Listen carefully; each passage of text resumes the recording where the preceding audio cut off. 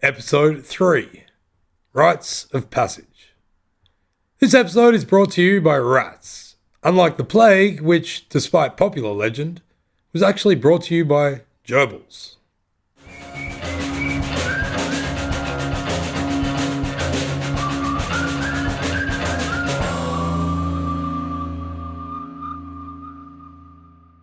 By the morning of the 29th of October, 1628, the loading of the Batavia is complete. Her passengers, crew, and cargo are all aboard, and she sits moored by the island of Texel in the Zuider Zee. We are waiting for conditions to be just right to begin the expected 8 or 9 month journey to the East Indies. We are shattered with exhaustion already, having spent the last few weeks loading barrels of water, beer, spirits, food, textiles, spare sails, pigs, chickens, ornate furniture, precious fabrics and wool, cannons, cannonballs, gunpowder, thousands of small bricks, plus 137 huge blocks of sandstone to be used to build a giant portico for the fort at Batavia, the VOC's main trading post in Java, and the city after which this ship has been named. Last but not least, yesterday we had been one of the sailors entrusted to ferry armed guards back and forth between wharf and ship, escorting 12 huge chests filled with silver coins. This was the most valuable cargo by far, equivalent to 1/5 of the capital of the VOC, and all of it had been securely locked in the captain's great cabin on the upper deck. The Batavia is the most valuable ship to have ever set sail from the Low Countries, and the burden of responsibility for her lays on the shoulders of one man. His name is Francisco Pelsart. As the upper culpman, or upper merchant, he is the embodiment of company power on board, but not only on the Batavia, also across the entire fleet of 8 ships. A highly experienced merchant, he is a veteran of many years trading in Asia, and he has literally written the book about Indian social life, customs, and trade. Given his reputation, we had expected him to be a proud, powerful, and confident man. This morning, however, we can't help but notice that he keeps shooting dirty looks at the man who is constantly barking out orders and cursing at anyone who fails to immediately spring into action. This man's name is Arjen Jacobson, and he is the captain of the Batavia. As the upper merchant, Pelsart is the man ultimately in charge of the voyage, and in ensuring that the VOC makes a tidy profit from the whole endeavour. It is the Captain Jacobson, however, who commands the seafaring and the day-to-day running of this ship. Having 2 dominant personalities on board one small ship might lead to tensions under the best of circumstances. According to the rumours we've heard on board, these 2 are not friends. One of our fellow sailors claimed to have heard Pelsart swear that he would never set foot on the same ship as that disobedient drunk Jacobson again. Perhaps, like the rest of us, however, Pelsart is willing to do things he doesn't quite like in order to get a piece of the VOC's riches. Despite whatever bad blood might exist between these 2 men, even Pelsart must recognise this morning that Skipper Jacobson is very good at his job as he commands the sailors to their tasks. As we busily untie some lines, our eyes, like those of every other man on board, are suddenly drawn to a beautiful blonde woman who emerges from her cabin just for a moment to take a quick look at the goings-on. Her name is Lucretia Yarns. She's going out to Asia to join her husband, also a merchant for the VOC in the Indies. A year before, he had gotten her pregnant, but had also gotten himself into huge debt. So he did what most desperate people do and enrolled with the VOC, leaving her behind in Amsterdam. The baby, just like the couple's other 2 previous children, had not survived past several months, and so grief-stricken and in mourning, she desperately wants to join her husband in Asia. Our fellow sailors, however, couldn't care less about her inner turmoil, as her outer beauty is enough to distract even the upper merchant and the captain. As Lucretia's blonde hair blows in the wind, her servant, a pleasant-looking if common woman in a black dress named Zvancha, ushers her back into the cabin, and soon the work rate on board returns to the usual frenzy. Taking Dutch women out to the Indies is problematic. First, they have to get through nearly a year on a ship with hundreds of blackguards like us, out in the isolation of the open ocean. Once in the Indies, they face the tropical climate, diseases, and violence. At the moment, as we prepare to set sail, Batavia is under siege by a 100,000-man strong army of the Javanese king, the strongest local ruler around. So it wasn't like some paradise holiday retreat. People hated it out in the Indies, and it shouldn't have come as such a surprise to them, as nobody was expecting coconut oils and mojitos. Desperation, though, can drive a person to do all sorts of things.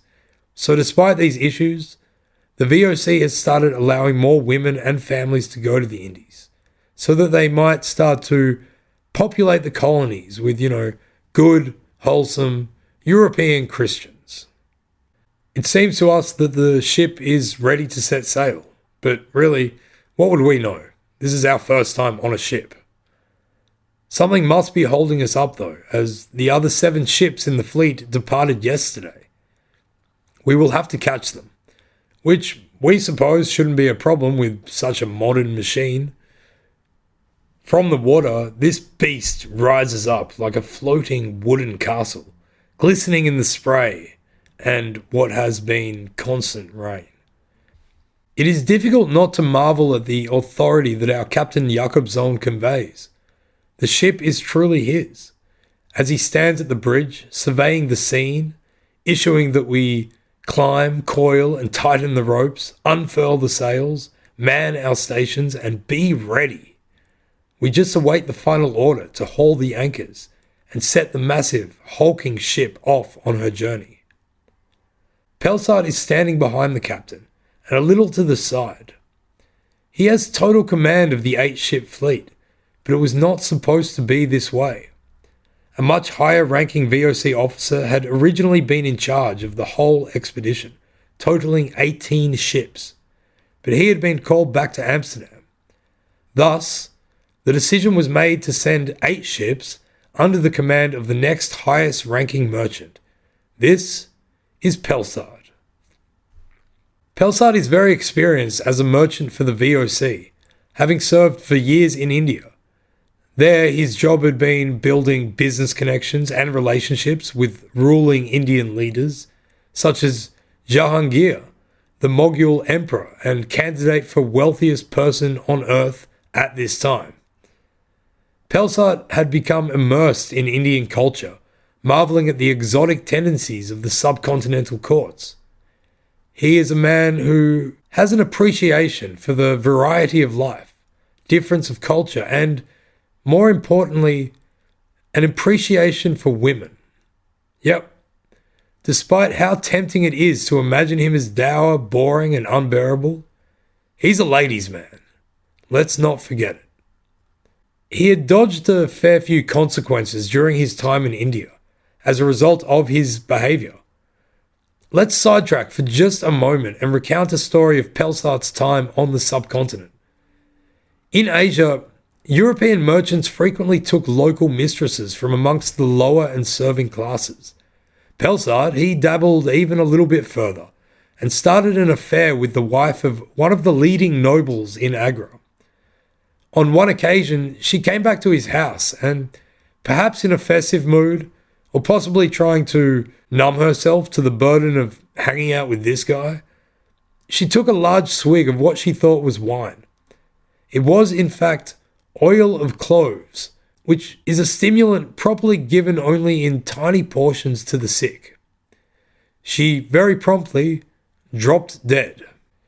After witnessing this amazingly committed effort by this woman to not have to spend a night in his bed, Pelsart would have realized that he had a huge problem on his hands. Apparently, he buried the body in the ground of the Dutch colonial base and made a hasty exit from Agra.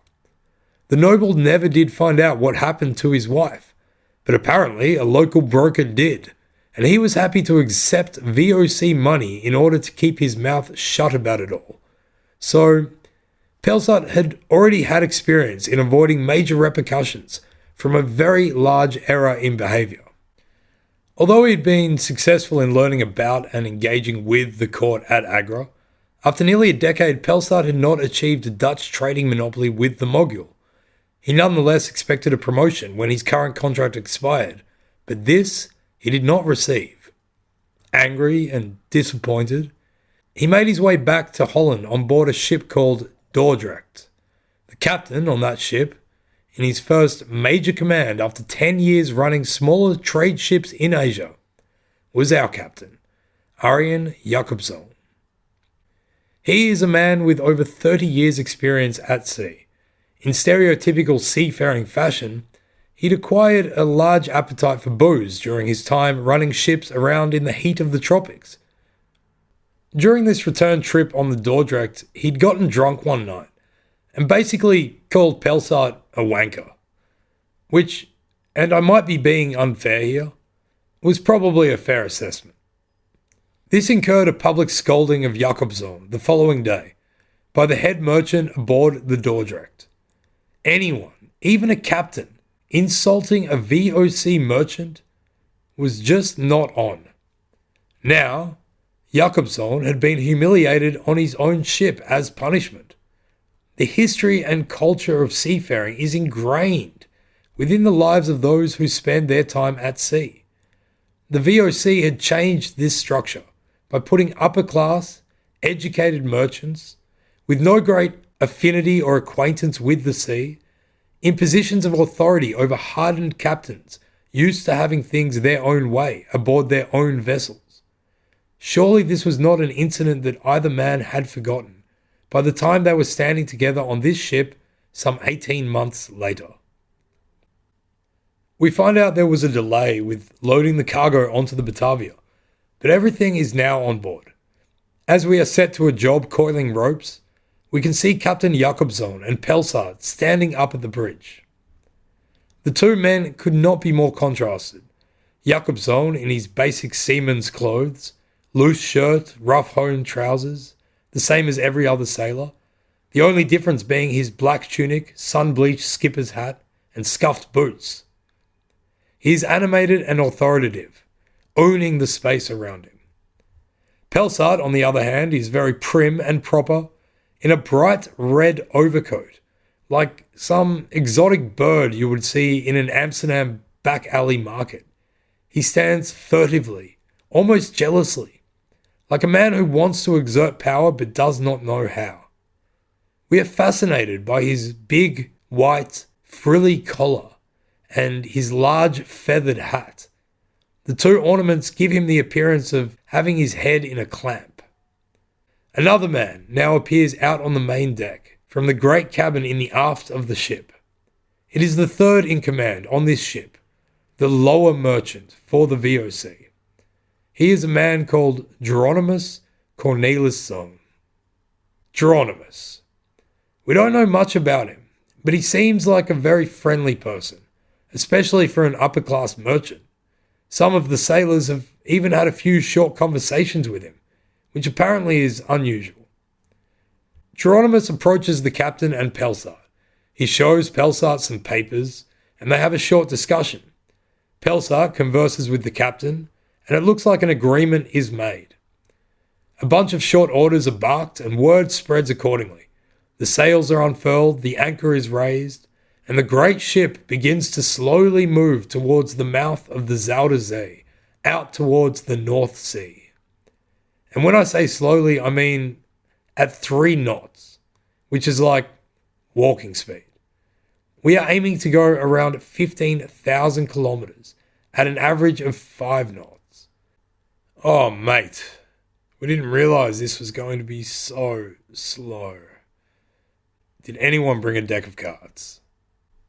Anyway, although somewhat tedious, the voyage has finally begun. It's fairly smooth going for the first few hours as the ship makes its way out towards the English Channel. It's not a clear day, but totally overcast. We are alone, with the rest of the fleet a day ahead, and the water is choppy. We get told to go to the poop deck to man the port rigging. Looking over at the grey water, the swell is noticeably picking up. It's grey and misty around, and we can't even see the coast, which is not very far away. In fact, the swell is definitely getting choppier by the minute. Rather abruptly, the door to the great cabin swings open, and the upper merchant, Pelsard, the number one person in charge of this fleet, stumbles out onto the deck in his bright red coat. He himself looks green, occasionally holding up his hand to his mouth, definitely trying to keep his stomach in its place. We see him look over to Captain Jakobsson, who is standing with his eyes out to the west. The wind, which has been blowing at our backs since departing, has definitely changed direction, now coming from the west, and with it, it has brought a host of heavier and darker clouds. We are not experienced seamen, but there are those around us who are. It is clear that a storm is coming quickly. We don't know what to do. The captain issues a command, a frenzy quickly takes over the ship, but people begin to shout things at us from different corners, often in dialects of Dutch and German that we don't really understand. We are not the only inexperienced sailors on board, and the confusion abounds. Several short trumpet blasts, however, manage to convey orders better than any language, and they ring through the chaos, demanding, "All hands on deck!" More trumpeted orders ring out, which we had learned earlier in our time first aboard the Batavia, and they tell us to hoist the sails, to prevent the strengthening wind from pushing us back to the coast. This we begin to do, as the swell now starts buffeting the Batavia around. Pelsard has quickly run back to his cabin, where he will remain for the duration of this struggle with the elements. Captain Jakobsson, however, is in his element, up on the bridge, shouting both practical orders and absolute insults at his men. Using a mix of fear and inspiration, he is rallying us to stand, work, and fight, so that the ship can survive what has quickly blown up into a huge storm. "Get that cable rope, you sons of whores, or I'll give you a beating that will make you shit your soul," he shouts. And, "Heave to, I say! Take down the top and the mainsails, you schobberjacken, you bastards!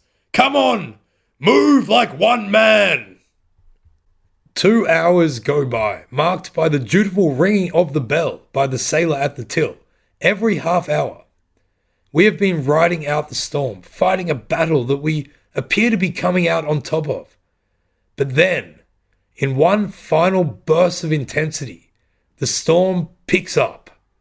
Despite everything we and our extraordinary captain have done, the Batavia is pushed up onto the Walcheren sandbanks, which line the entrance to the port of Antwerp. At this point, the Batavia is in trouble. Around a fifth of all VOC ships which wreck on the way to the Indies do so at this point. Luck, however, is on our side. When we hit the sandbank, we do it at low tide. So when the storm abates and the sea level rises, Jakobsson is able to successfully refloat her, and we can continue on our way. One of the other ships, and get this one out of your gullet, the Schravenhaker, wasn't so lucky though. She was so badly damaged by the same storm that she needed to return to harbour for repairs, which would end up taking months to complete. Thanks to Captain Jakobsson, however, our ship, the Batavia, is safe, and we have gained our first valuable experience of life on the seas. As we sail on, the sky has cleared, and the sun sets over our right shoulder. The unfortunate voyage of the Batavia will continue after this short break. 3 months in. We've been in the tropics for weeks, and life is not great. After the storm off the coast of Holland, we followed the route out into the Atlantic, down the west coast of Africa, and towards Sierra Leone, where we made an unscheduled and brief stopover. After a couple of weeks in these warm and humid climes, the barrels of water on board the ship had turned a vivid green colour as all sorts of life forms took hold inside them. We quickly learned the sailors' trick of drinking water through our teeth so as to filter out the various worms and other nasty things living in the water, which, due to the blistering heat of the tropics, was at near boiling temperature all the time. Despite this unpleasantness, there was barely any of it left. The situation got so desperate that Pelsart made the unusual command to stop in Sierra Leone to pick up fresh supplies. The orders, however, of the Gentleman 17 since 1616 had decreed that no ship was to stop before they reached the Cape of Good Hope. Pelsart had risked the wrath of his employers, yet desperation is an even greater master, and eventually his desperation, enhanced by that of everybody on board, forced him to disobey company orders. That first cup of fresh water after we restocked was the best we've ever had. We may be 340 people stuck on this ship together, collectively under the invisible but ever-present thumb of the all-powerful Gentleman 17. But divisions are everywhere. The ship has 4 decks, and the higher up you are in the power structure, the better your place to sleep on board. The best spots, by far, are the upper decks, where one can enjoy extravagances such as light and fresh air. The biggest and most well-lit room is the Great Cabin, dominated by a massive oak table covered with naval charts, accountancy books, quills, and all the other necessary equipment for the merchants to do their work. Traditionally, this is the captain's quarters, and thus Jakobsson's domain. But Pelsart has decided that since he's the commander of the whole fleet, he should get to stay here too. And he takes the small space between the room and the steering galley as his own. Captain Jakobsson is clearly unhappy being forced to stay so close to him, but the superior officer gets the final say. Lucretia, Zvancha, Geronimus, and the 30 or so other passengers sleep in 3 very small cabins on the poop deck, directly above the great cabin. They might be cramped, but at least they're at the stern. You see, not only are there divisions between the various decks, but every deck itself is divided by the main mast running roughly through the center between the bow, the front of the ship, and the stern, the back of the ship. Higher ranking or more experienced officers, sailors, and soldiers on each deck get their space aft of the mast, at the stern. Younger, more inexperienced or ostracized members of each group must stay fore of the mast, towards the bow. The main reason for this is that the guns and the gunpowder is situated in the aft of the ship, at the very bottom of the hull. It is a gross and punishable offence to be caught behind the main mast, if you are not one of those allocated a spot there for sleeping. Mutiny is authority's biggest fear, and the VOC did not want anybody without due authority having any access at all to the guns and the gunpowder. The front of the ship also gets absolutely pounded during heavy waters and storms, making sleeping there even more difficult than usual. Being on the bottom rung on the sailor ranking ladder, this is where we sleep, and therefore we cop the brunt of it. Like all other common sailors, ours is the gun deck, just below the main deck of the ship. We've managed to claim a couple of precious square feet of deck as our own upon which to lay our horsehair-filled sleeping mat. This, we've wedged between 2 chests of personal items, one belonging to us, the other to our neighbour who sleeps in a hammock swinging just above our nose. There are just under 200 sailors down here, between the rigging, benches, and 24 huge cannons. Oh, there is also a galley on our deck, the tiny brick-lined cubicle with about 2 square meters of space. It is lined with brick because it is the only place where fire is allowed. Our cook, in his tiny space, manages to produce 3 meals a day for 340 people. That's impressive. The food itself, at the beginning of the voyage anyway, is surprisingly good and at least regular. Fruit and oat in the morning, some kind of sloppy stew for lunch, and the same for dinner. Usually there is dried fish in the stew, known as stockfish, but we get meat every couple of days as well. With every meal we get a beer, and every week we receive a decent portion of bread. By the time we get to the tropics, however, everything is absolutely rank. One of the worst jobs by this time is to have to fetch food from the store for the galley, going into the suffocating cauldron that is the belly of the ship. There, the intensity of masses of rotten meat and vegetable weigh upon your soul and cause you to retch. Another trick we had to learn was to tap our bread on a hard surface before eating it, so as to knock the bugs out of it. You bang it down and watch them run for cover amongst the crumbs.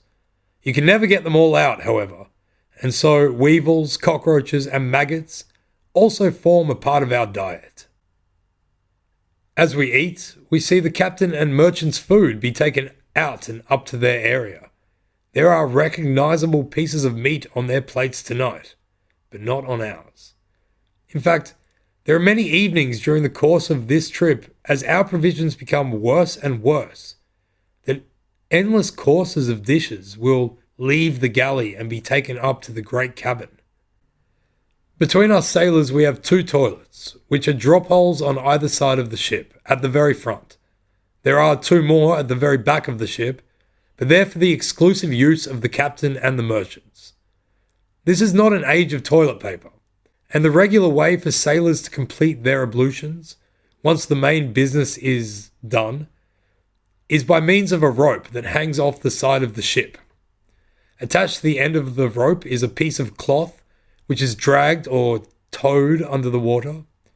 So we use this tow rag to wipe our bum, and then release it back into the water to be made nice and clean for the next bloke. Beautiful. At least we get 2 of them. Between 200 of us. When the weather is really bad and it's too dangerous for us to go outside to use the toilet, we've got no choice but to shit down one of the 2 hatches which connect our deck with the one below, known as the orlop deck. I know. Why isn't this one called the poop deck? The orlop deck is not just a viewing platform for descending shit, but is the space built to hold all the spices on the return voyage from the Indies.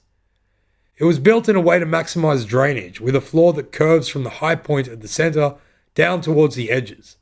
The edges of the deck do not touch the hull of the ship either. There's a small gap to prevent the constant spray of water that covers the ship at all times from getting through and damaging the spices. But it is only on the return voyage that the orlop can be filled with goods. On the outward journey, which we are on, this deck is filled with people. Poo-dodging people. There are about 80 of them, and they are mercenary soldiers for the VOC, being sent eastwards to fight the wars that the company is allowed to wage in Asia. Remember how Fort Batavia is presently under siege? Well, here come the cavalry. Not literally though, they're not on horses. I shouldn't have said cavalry. Anyway, auxiliary soldiers on their way to Asia. They are an even more ragtag bunch than we sailors, and some of them have even managed to smuggle their wives and children on board, hidden until it was too late to turn back. These soldiers come mainly from Germany, but also Belgium and France, and even England, and they answer directly to the young cadets of the VOC, who are by and large the sons of noble and upper-class civilians. The soldiers have absolutely nothing to do on the ship, except for guarding the mass of silver being held in the great cabin. Only 2 of them do this at once, so at any one time there are about 78 men, plus the stowaway families, stuck in the body of a great ship on a deck that they can't even stand upright in. It has a height of barely more than a meter, about 3 or 4 feet. There are no windows, meaning no fresh air, and they all have to live, eat, and sleep down here, in the dark, with nothing to do. They don't even get a toilet. They have to use that small gap between the deck and the hull to do their business. Remember that putrid smell of shit when we were walking around Amsterdam? Yeah, well, this is way, way worse than that. The soldiers are each let out twice a day for 30 minutes, and that is all we see of them. They are not to be trusted, and we are not to talk to them, even if we could. Back in your hole, soldier. The soldiers, with no room to exercise, also get the worst of the food. This results in them being the greatest victims of scurvy. But scurvy is a threat to pretty much everybody on board. Another problem that everyone faces is constant biting from bedbugs and other vermin running around the ship. Being a sailor means accruing constant scrapes, cuts, and bruises during the course of normal duty. Very few of these tend to heal, and it becomes an issue of managing the infection. When things get really bad, the best option is sometimes for surgeons to remove a limb. A terrifying prospect in a time before painkillers. Further to this, the surgeon is not a trained medical man, and more usually serves as the ship's barber. It is never possible to sleep properly, as even if we aren't being thrown around with the swell, it is constantly wet, and now that we are in the tropics, swelteringly hot. We are so bloody itchy that it becomes unbearable on an ever more frequent basis, so that when off duty, we are just writhing on the floor, reopening scabs for the umpteenth time in our frenzied scratching, trying not to scream in agony, clinging onto silence for the fear of the beating that will definitely follow if we do scream. Nobody is enjoying this, and what people cling to is any sense of authority over whomever is below them on the ladder, which is why you need a friend, or at least a co-sufferer, someone who can watch your back somewhat so that you may somewhat watch his. We have entered into this mutual understanding with probably the youngest sailor on board. His name is Jan Pelgrim, and he comes from a town not far from our own. We have been able to relate and, more importantly, speak the same dialect. Jan is pretty small, so he probably needs us more than we need him. From Sierra Leone, we take a westward bearing across the Atlantic towards the New World. As we near the equator, the winds become unpredictable, and there are times when we are stuck in the doldrums with very little to do. This leads to utter boredom. When the officers have run out of errands, we entertain ourselves with games and fist fighting. Many of the men will place wagers to make it even more interesting, even though we are technically not allowed. We've learned tic-tac, a Dutch version of backgammon, and have carved some pieces out of wood. We play many hours of tic-tac with Jan. Bawdy sea songs, theatrical performances, and storytelling is all a part of life on the sea. Somehow, despite all of our misery, we sailors do forge some small sense of unity, being that we are all facing this misery together. We basically try to get as drunk as we can, as often as we can, on what little alcohol the VOC allows us to have. Of course, add to that tedium the natural consequences of having hundreds of men together on board with no outlet for expression.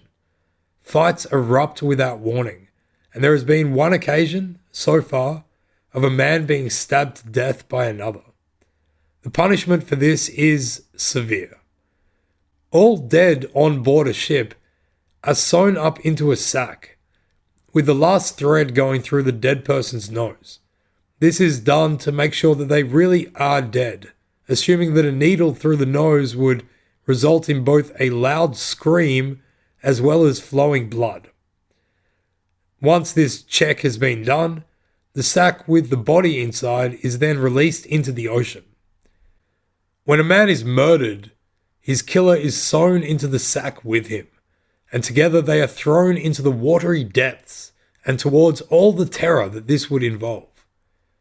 An attempted murder is punished by having the perpetrator put one of his hands onto the mast or a wooden beam, and there it would be impaled in place with a knife through the back of the hand, whilst having his other hand bound behind him. The only way to get himself free is to pull his hand off the knife, slicing through it and disabling himself in the process. As the sailor is not able to use both hands to work from that point on, his pay is also cut in half.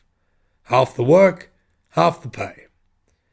Minor offences will easily earn a man a lashing, with the boatswain bringing the frayed whip countlessly down on the sailor's back until it looks like bloody pulp. Sexual frustration is part and parcel of being a sailor as well, as is the enforcement of superiority complexes within this hierarchical structure. So, by that, we mean there's rape. The punishments are high for men caught engaging in sodomy, forced or otherwise, but in such confined quarters within a social complex based on varying levels of domination and subordination, we have seen some really messed up stuff. Usually it is the officers who, with their own private quarters, exert their authority towards this purpose. The idea you should be getting from all of this is that it is all just truly awful. We just stick to our little spot at the bow of the gun deck, Jan and us keeping an eye out, protecting each other's backs. Literally. But if it's bad for us, we can't help but feel sorry for the civilian women on board. On top of the general misery of sea life, everywhere they go, hundreds of rapacious and licentious eyes follow them hungrily, especially the high-born lady, Lucretia. Her presence is causing conflict amongst the leading men of the ship, who, despite her already being married, are competing for her affections. Captain Jakobsson is foremost amongst the pursuers, but much to his dissatisfaction, she has actually been spending most of her time for the last few weeks in Pelsart's quarters, tending to him through his ongoing and various illnesses. We discover that Captain Jakobsson's reputation for the drink is not unfounded. Although dutiful in his hours on deck, once the sun has gone down and he retires to his quarters, much festivity consistently arises from that location. Officers sometimes return after a session with the captain, barely able to walk or talk, stumbling around and on, sleeping men, in an effort to find their own patches of space. One night we are summoned to fetch drinks and meals for the captain and his guests. We run up to his cabin and into the largest room on the ship with its giant oak table. The captain is there, as is Pelsart, Geronimus, and some minor merchants and officers. Lucretia is also there, sitting by the captain. But she looks as though she'd rather be anywhere else, as Jakobsson leans in closer towards her as he talks, constantly thrusting his hands towards and onto her. Pelsart sits at the other end of the table, and he does not look well. His face is pale, a stark contrast to the sunburn that the rest of us have suffered through from since we arrived in the tropics. One can clearly see the contempt in his eyes as he tries not to glare too obviously at the captain's attempts with Lucretia. Geronimus is engaged in small talk with one of the officers. He is animated in his conversation, but as we look at him, we can tell that he is also casting the odd glance towards Pelsart, the captain, and, when he can, Lucretia. Suddenly, as we are retrieving and opening a new bottle of Geneva, there is a slap. We look up to see Lucretia standing, staring down ferociously at the captain. She turns, though, without saying a word, and runs out of the great cabin, back towards her tiny little cabin. There is silence in the room. Then, the captain begins to laugh uproariously and calls us to pour him another drink. So this we do. We see Pelsart stand up as well now and retreat back to his quarters. Captain Jakobson watches him leave, takes a swig from his mug, and slams it back onto the table. He looks around him, catching the eye of Geronimus, who has paused his conversation to observe these goings-on. "Schobbe, he says loudly, so that everyone can hear. The hush in the room remains. Remember, he has been punished for drunkenly insulting Pelsart before, but he continues nonetheless, now bringing Lucretia into it. And that woman, that high and mighty princess, is just his whore, believe me. What do you think they're doing right now?" Geronimus stares at the captain. We are sure he is about to scold him, but he doesn't. All he says is, "Doesn't seem fair, does it?" and turns back to his conversation. "No," the captain shouts, drunkenly. He takes another swig and looks over at the corner. Still standing there is Lucretia's handmaiden, the young and buxom girl named Zvancha. She did not follow her mistress out, but remained to witness the exchange. He gestures for Zvancha to come and sit in his lap, which she does. He puts one arm around her waist and another on her leg.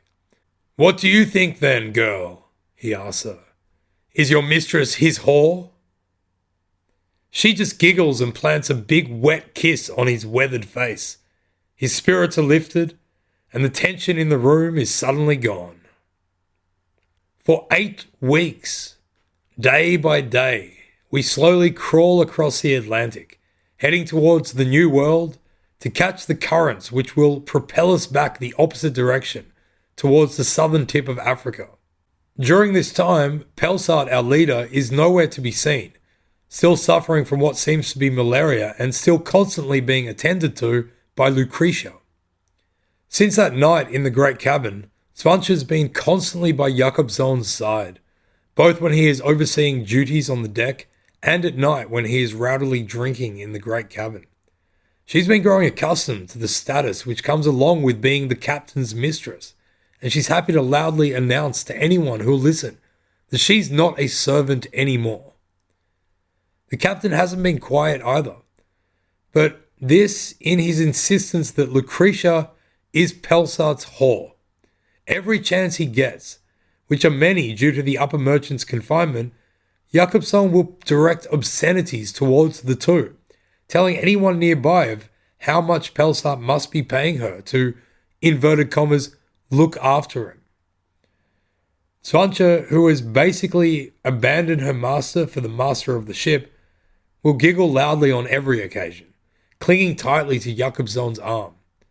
The captain and Geronimus have also struck up a friendship, and we have heard the lower merchant joining in on playfully teasing the captain about Lucretia and Pelsart. To be fair to Lucretia, she is now so isolated by Jakobson and Svancha's relationship that she could just be seeking solidarity in the only place she can find it. What is sure is that her authority over Svancha has disintegrated with the captain's protection of the servant girl. The tedium continues.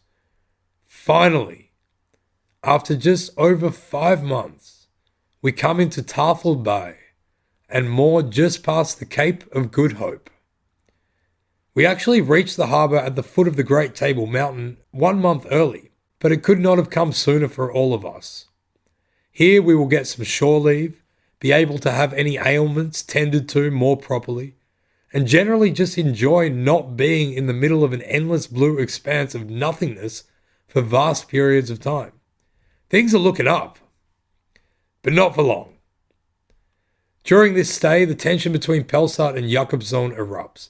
The time in harbour is an important one, not only because of the recreational time for everyone aboard, but also for Pelsart to negotiate and acquire new supplies from the local tradesmen. His illness has apparently abated enough for him to do this job, and he sets off into the hinterlands as soon as we anchor. Jakobson, meanwhile, takes Pelsart's absence as an opportunity to go for a pleasure cruise in a small boat, taking Svancha and Geronimus with him around the harbour, the small party drinking, being merry, and much else, including visiting several of the other ships in the fleet that are also moored in the harbour. It is towards the end of the day, as he sits aboard a ship called Assendelft, that he drinks himself into the phase of violently obnoxious. And then he goes aboard another ship called the Buren, where he insults and gets in a fight with other sailors and officers. When Pelsart returns from trading for sheep and oxen, he is met with several complaints against the captain. The worst of Jakobsson's crimes, as far as Pelsart is concerned, was taking the boat without his express permission. And now, the scene is set. Pelsart summons Jakobsson into the great cabin, and just like the year before, he is loudly scolded for his behaviour. Once again, because of the pompous merchant in front of him, this proud captain is being humiliated on his own ship. We see the captain storm out onto the top deck and scream at a fellow sailor that the mainmast spare rigging is hanging too loosely. The sailor receives a knock on the back of his head from Jakobsson, although he likely had nothing to do with the rigging. It is clear the captain is furious. He spits over the side of the ship and goes back to the bridge. Everyone in there soon find excuses not to be there, except for the poor steersman, of course, manning the till and the hourglass, who must remain, quivering at his post. It turns out that night is to be our last at the Cape, as repairs have been completed and Pelsart is anxious to resume the voyage.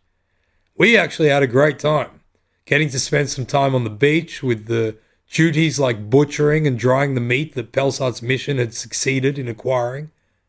In some games last night, we'd won a wooden pipe and a few pinches of fresh tobacco. Smoking on the ship is only allowed during daylight hours and only forward of the mast. Before the sun goes down, we go to the top deck to enjoy our new possession.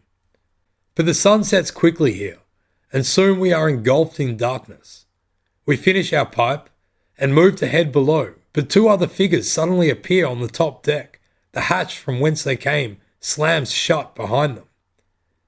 We can only really see their dark shapes in the diminishing light, but one is clearly agitated, as he is pacing to and fro. The other man stands calmly, facing his companion. Clearly, neither man knows we are present, and so we remain still and silent. We hear the captain's voice ring out from the pacing man. It is Jakobsson. By God, if those ships were not lying there.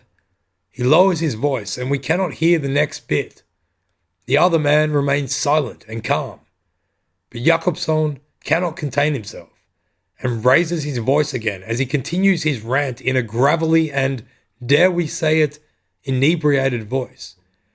I swear that as soon as I go under sail from here, that I soon will be away from the other ships, and then I shall be able to be my own master. The two men must be sure that they are alone, as anyone on deck would have heard this treason in the early evening air. When the other man speaks, we instantly recognize him as Geronimus. It is a voice as calm as the doldrums, and as deadly as the North Sea. But the steersmen also have the watch, good friend, he says, surprising us again that he is not rebuking the captain for this obvious talk of mutiny. Even more surprising, though, is the question that then follows. So, how would you manage that? Exactly how the captain would manage that, we'll have to wait for the next episode of The Unfortunate Voyage of the Batavia. Mutiny is in the air. The top two authorities on board this ship are now pitted against each other, and the man below them, Geronimus Cornelisson, is going to take his role as puppet master in the whole ordeal. But until then, bon voyage. Thanks for listening to Stuff What You Tell Me. This podcast has been produced by Julian Smith and Joe Wegasani. The music you can hear is the song Fork in the Road by the band Detroit Rebellion. Big thanks to them for letting us use it. We'd also like to thank all those who have subscribed, liked and shared our stuff online, such as Jasper Tonnen.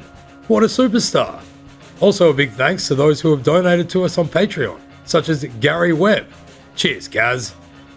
For detailed show notes with more information, pictures, videos, and links to interesting reading, check out our website at www.stuffwhatyoutellme.com. Feel free to like our Facebook page at facebook.com/stuffwhatyoutellme and follow us on Twitter at @TheStuffYouTeam. You are also always welcome to support the podcast by following a link to Patreon, which is up on our website. If you thought the podcast was worth a listen, please recommend it to your friends, family, or any other history nerds you know. And if you didn't, well, stuff you.